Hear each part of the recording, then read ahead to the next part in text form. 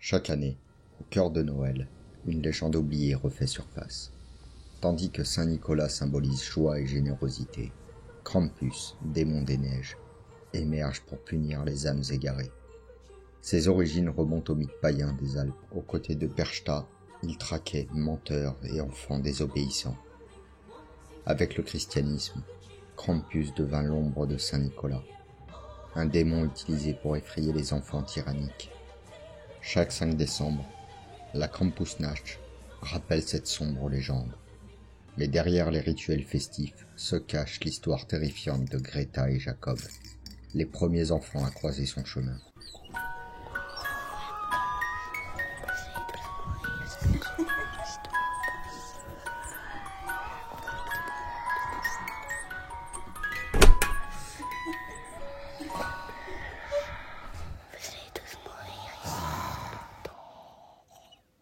Il y a des siècles, dans un petit village perdu au pied des Alpes, l'hiver enveloppe tout dans un manteau glacial.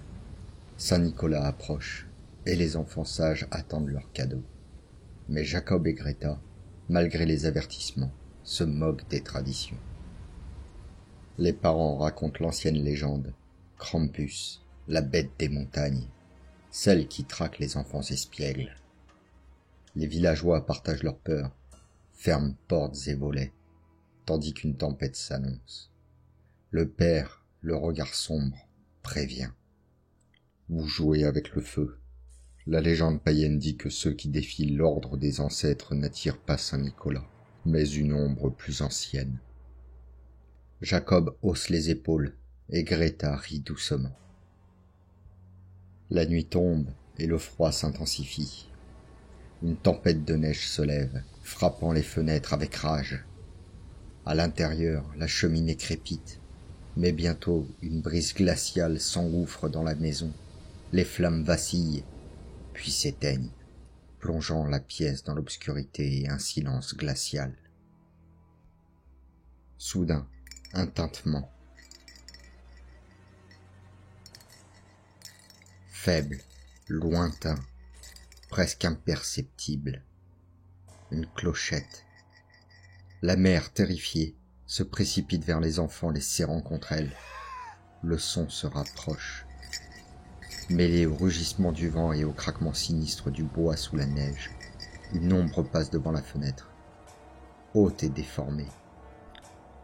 Le père regarde sa femme avec horreur et lui dit « C'est lui, il est là ».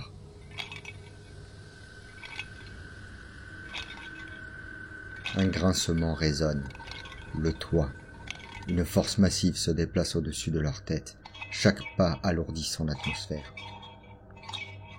La cheminée, éteinte, commence à craquer. Une volée de cendres noires explose et Krampus apparaît. Immense et cornu, son manteau rouge sent en lambeaux. Il dégage une aura de froideur insupportable. Ses chaînes pendent lourdement et sa clochette attachée à sa ceinture émet un tintement sinistre à chaque mouvement. Les enfants restent figés et commencent à regretter leur attitude désinvolte. Le père, rassemblant son courage, saisit un tisonnier et se place devant eux. Il tente de frapper, mais Krampus l'arrête d'une main griffue et le projette violemment contre le mur. Le craquement des os résonne dans la pièce et le père s'effondre. La mère hurle, pleurant, mais ne fuit pas. Elle se dresse entre la créature et ses enfants. Krampus l'ignore un instant, fixant les petits.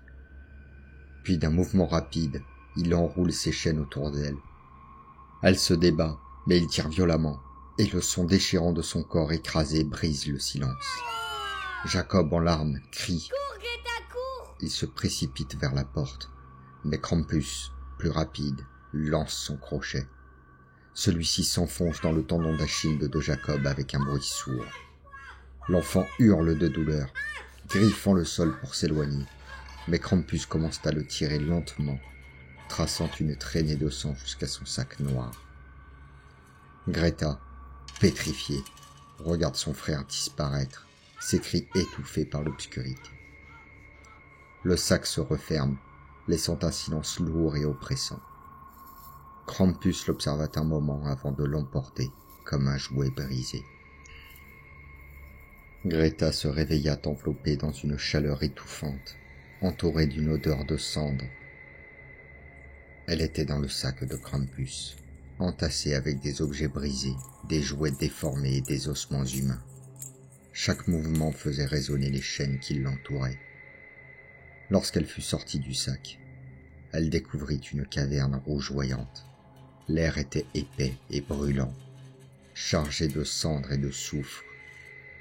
Des chaînes pendent du plafond et des branches de bouleau sont posées près d'un chaudron immense d'où s'échappe une fumée noire.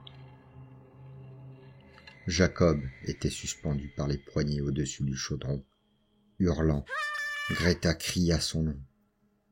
Mais Krampus lui lança un regard glaçant et s'approcha de Jacob avec les branches. Et, d'un mouvement brutal, commença à le fouetter.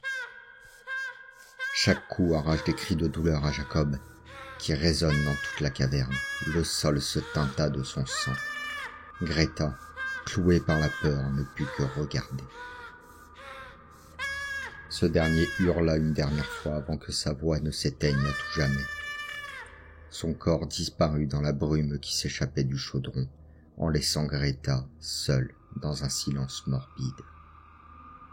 Krampus se tourna alors vers Greta, mais cette fois, il ne la toucha pas.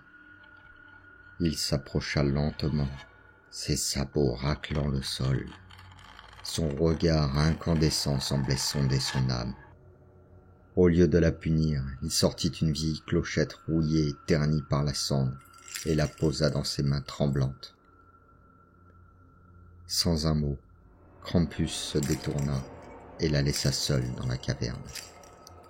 Une ouverture vers l'extérieur apparut, et Greta sortit, trébuchant sur des os et des fragments de jouets abandonnés. Greta errait dans la neige jusqu'au village, ses pieds nus s'enfonçant dans le froid mordant. Son regard est vide, ses larmes gelées sur ses joues. Chaque pas semble la plonger dans un cauchemar plus profond, les hurlements de Jacob résonnant encore dans sa tête. Lorsqu'elle atteint enfin le village, elle s'effondra, le souffle court et le regard hanté. Greta ne parlait plus. Lorsqu'on lui demanda ce qui s'était passé, elle montra la clochette, ses doigts noircis de cendre, si agrippant comme une relique maudite. Elle murmura d'une voix rauque, à peine audible. « Il reviendra. Toujours. » Les villageois la crurent hantée. Mais depuis ce jour, chaque 5 décembre, lorsque le vent souffle et que l'écho d'une clochette résonne dans les montagnes, nul n'ose prononcer le nom de Krampus. Greta vécut le reste de sa vie avec cette clochette, symbole de sa rencontre avec Krampus. Aujourd'hui encore, on raconte cette histoire pour rappeler que chaque tradition a sa part d'ombre. Noël n'y fait pas exception. Alors si un soir de décembre, vous entendez le tintement d'une cloche dans le vent, demandez-vous, êtes-vous vraiment en sécurité ?